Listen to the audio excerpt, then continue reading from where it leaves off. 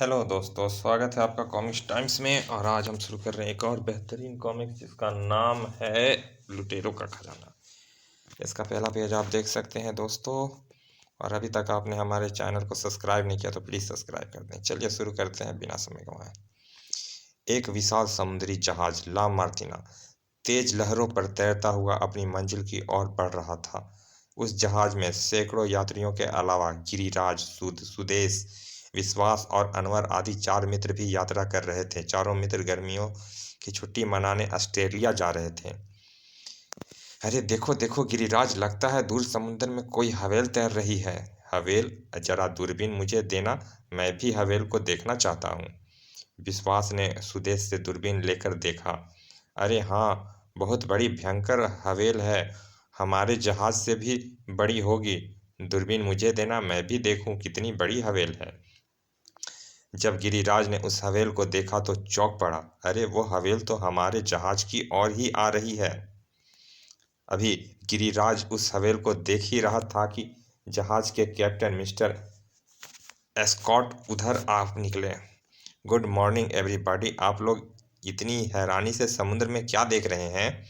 Captain उधर देखो, एक हवेल तेजी से इधर आ रही है। और तभी कैप्टन ने अपने गले में लटकी दूरबीन से उस हवेल को और देखा। ओह माय गॉड, हवेल तो इधर ही आ रही है। डेंजर, यह तो हमारे लिए खतरनाक हो सकती है। यह कहते हुए कैप्टन तेजी से कंट्रोल रूम की ओर दौड़ा। थोड़ी देर बाद जहाज पर खतरे का सायरन बजने लगा और कुछ सुरक्षा गार्ड बड़े बड़े ड्रम लेकर डेक पर आ गए। जल्दी करो, इस ड्रम को जल्दी से समुद्र में गिरा दो। लेकिन इन ड्रमों को समुद्र में गिराने से क्या होगा? इन ड्रमों को निगलकर हवेल लौट जाएगी। कुछ ही देर में बहुत से ड्रम समुद्र में गिराए जा चुके थे। लहरों के साथ तैरते हुए इन ड्रम ड्रम दूर जा रहे थे और ला मार्टिना अपनी दिशा परिवर्तित कर रही थी। पलक झपकते ही हवेल कई ड्रम निगल गई और फिर तेजी से जहाज की ओर लपकी। धाएं फायर धाएं! गोलियों और हार्पून की बौछारों ने हवेल को गुस्से से पागल कर दिया। फलस्वरूप उसने अपने विशाल शरीर की एक जबरदस्त टक्कर जहाज पर दी। हवेल की टक्कर से जहाज बुरी तरह डगमगा गया था। ओह ओह, बचाओ! हवेल की एक जोरदार टक्कर ने जहाज का पिछला भाग तोड़ दिया। खटाक! और जहाज तेजी से डूबने लगा। जल्दी से सेफ्टी बेल्ट बांधकर समुद्र में कूद जाओ, बचाओ बचाओ! गिरिराज, सुदेश, विश्वास और अनवर भी सेफ्टी बेल्ट बांधकर कूद चुके थे। ओह बचाओ, हाय मरा! अभी एक लहर ने उन्हें बहुत ऊंचा उछाल दिया। मैं डूब रहा हूँ, बचाओ! और फिर वे तीनों समुद्र में डूब गए। अकेला तैरता हुआ गिरिराज समुद्र में बहुत दूर निकल गया था। ओह पता नहीं अभी कितनी दूर तैरना पड़ेगा, अब तो बिल्कुल तैरा नहीं जाता। ओह! और जब उसे होश आया तो वह समुद्र के किनारे एक सुनसान टापू पर पड़ा हुआ था। अरे मैं कहाँ पर आ गया? यह कौन सी जगह है? ओह, बहुत जोर की भूख लगी है। उधर जंगल में चलता हूँ, शायद कुछ खाने को मिल जाए। कुछ देर में जंगल में पहुंचकर उसने पेड़ पर बहुत से फल लगे देखे। पास से कुछ पत्थर उठाकर गिरिराज ने कुछ फल तोड़े।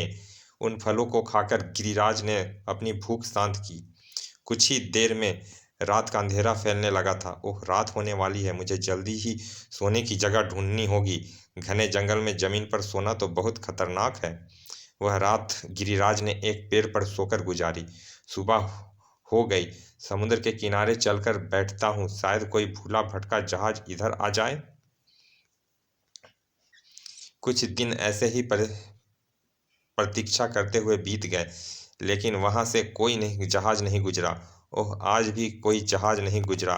ओह, पता नहीं कब तक मुझे इस निर्जन द्वीप पर रहना पड़ेगा। अगर कोई जहाज नहीं आया तो क्या मैं अपने घर नहीं लौट सकूंगा? ओह मम्मी डैडी क्या सोच रहे होंगे? सुदेश, अनवर और विश्वास का क्या हुआ होगा? क्या पता वह जीवित भी रहे होंगे या नहीं। एक दिन ऐसे ही गिरिराज एक पेड़ के नीचे बैठा हुआ सोच रहा था कि तभी अरे, यह जंगली आदिवासी कहाँ से आ गए? इससे पहले कि गिरिराज कुछ सोच समझ पाता, जंगली अपने मुंह से विचित्र सी आवाज निकालने लगा। हु ऊ हु। अभी कुछ ही पल बीते होंगे कि तभी बहुत से आदिवासी दौड़ते हुए आते दिखाई दिए। हफ हफ, हो ही हो। ओह, इतने सारे आदिवासी, मुझे भागकर कहीं छिप जाना चाहिए। तेजी से दौड़ता हुआ गिरिराज एक पेड़ पर छिपकर बैठ गया, लेकिन कुछ ही देर में आदिवासी उस पेड़ के पास पहुंच गए जिस पर गिरिराज छिपकर बैठा था। शायद उन्हें मेरे यहाँ छिपने का पता नहीं चल पाया है। हु हो। आदिवासियों ने पेड़ पर छिपे गिरिराज को देख लिया था। आदिवासियों ने पेड़ की ओर भाले फेंकने शुरू किए। हो। अब इन जंगलियों से बचना बहुत मुश्किल है। हे भगवान, रक्षा करना। लेकिन अभी कोई भाला गिरिराज के लग पाता कि अचानक कहीं से उन पर गोलियां चलने लगी। गोलियों से जख्मी हुए अपने साथियों को अपने कंधे पर डालकर आदिवासी वहां से भाग खड़े हुए। धाएं धाएं, ओ आ।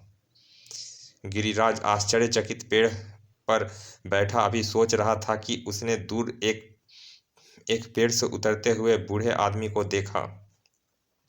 हे भगवान, कितने दिन के बाद किसी आदमी की सूरत दिखाई दे रही है। कौन हो सकता है यह आदमी? कुछ देर बाद वह बूढ़ा आदमी गिरिराज के पास आ गया। डरो नहीं, नीचे उतरो। आओ, मैं तुम्हारा मित्र हूँ। गिरिराज पेड़ से नीचे उतरा। आप कौन हैं और इस सुनसान टापू पर कैसे आए? सब बताऊंगा, लेकिन पहले यहाँ से दूर चलो। आदिवासी फिर लौटकर आ सकते हैं। बूढ़ा गिरिराज को पहाड़ की ओर ले चला। उस पहाड़ पर मैंने एक झोपड़ी बना रखी है, वहीं चलकर बातें करेंगे। उस झोपड़ी में पहुंचकर गिरिराज ने गहरी सांस ली। बाबा, मुझे जल्दी से बताओ कि आप यहाँ पर कैसे आए। आराम से बैठो, तुम्हें अपने यहाँ आने की सारी कहानी सुना दूंगा। पहले कुछ खा पी लो। यूं तो इस जंगल में फलों की कोई कमी नहीं है, फिर भी मैंने फलों को सुखाकर भी रखा है। सुनो बेटे, 2 वर्ष हुए मैं न्यूजीलैंड जा रहा था।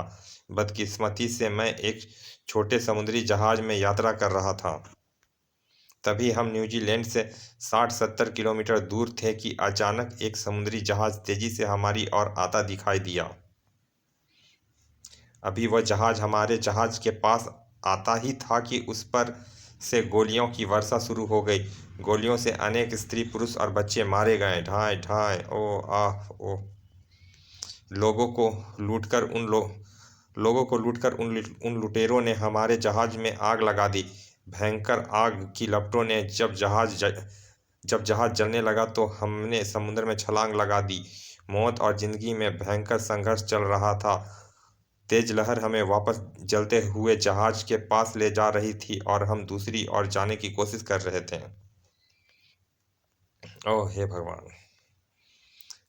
तभी एक भयंकर लहर ने मुझे बहुत दूर ले जाकर पटक दिया। मैंने वहां पर लकड़ी के एक बड़े से टुकड़े को देखा और किसी तरह उस पर चढ़ गया। 2 दिन तक मैं उस लकड़ी के टुकड़े पर तैरता रहा, लेकिन फिर भूख प्यास से मैं बेहोश हो गया।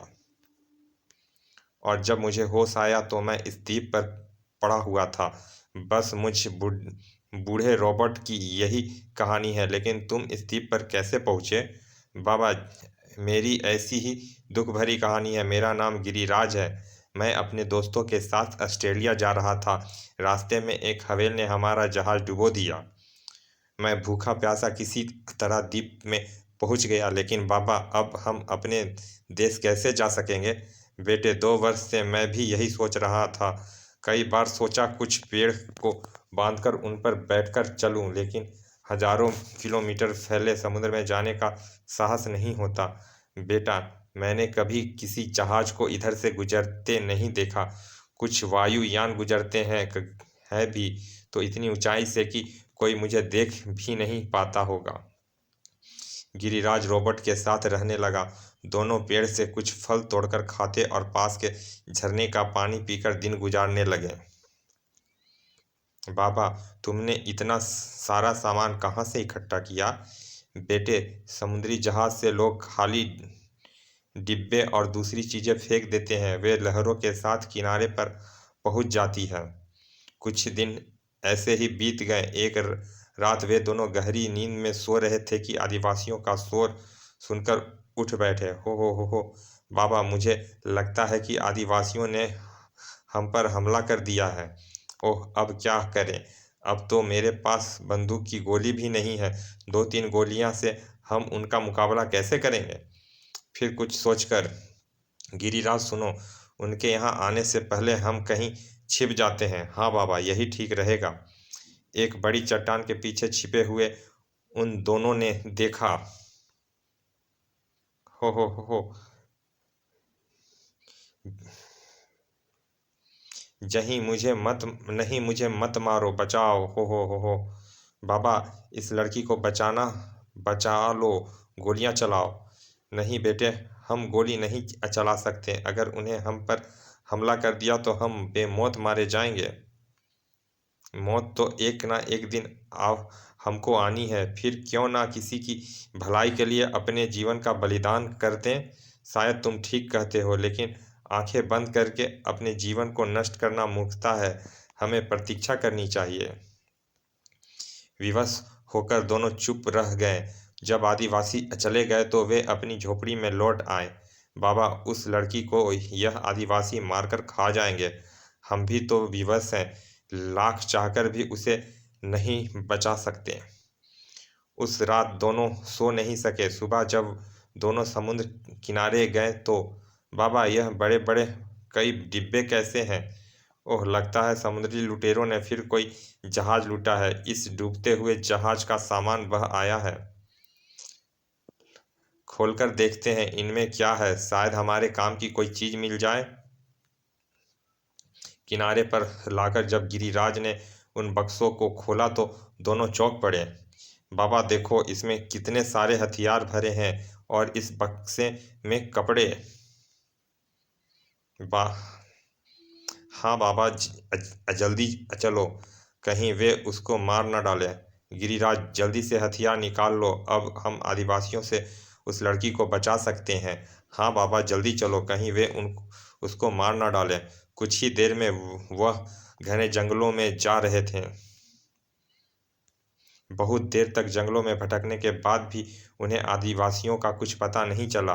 बाबा, जंगल में भटकते हुए कई घंटे बीत गए, लेकिन अभी तक उन आदिवासियों का कुछ पता नहीं चला। मैंने भी उन आदिवासियों को बहुत कम किनारे की ओर आते देखा है। लगता है वह घने जंगल में बहुत अंदर ही की ओर रहते हैं। मुझे तो भूख लग रही है, पहले कुछ फल खा लेते हैं, फिर उनकी खोज करेंगे। हाँ, मैं भी चलते चलते बहुत थक गया हूँ, कुछ देर आराम करना चाहता हूँ। अभी उन्हें फल खाते हुए कुछ देर ही हुई थी कि तभी ढोल की आवाज़ सुनाई दी। बाबा, ढोल की आवाज़ सुन रहे हो ना? लगता है आदिवासी कहीं आसपास ही हैं। गिरिराज, लगता है आदिवासी उस लड़की को अपने देवता पर बलि के लिए ले जा रहे हैं। हमें जल्दी ही चलना चाहिए। चलिए दोस्तों, इस कॉमिक्स का पहला भाग यहाँ समाप्त करते हैं। मिलते हैं इसके दूसरे भाग में। और अभी तक आपने हमारे चैनल को सब्सक्राइब नहीं किया तो प्लीज़ सब्सक्राइब कर दें। चलिए मिलते हैं इसके दूसरे भाग में। तब तक के लिए धन्यवाद पिता।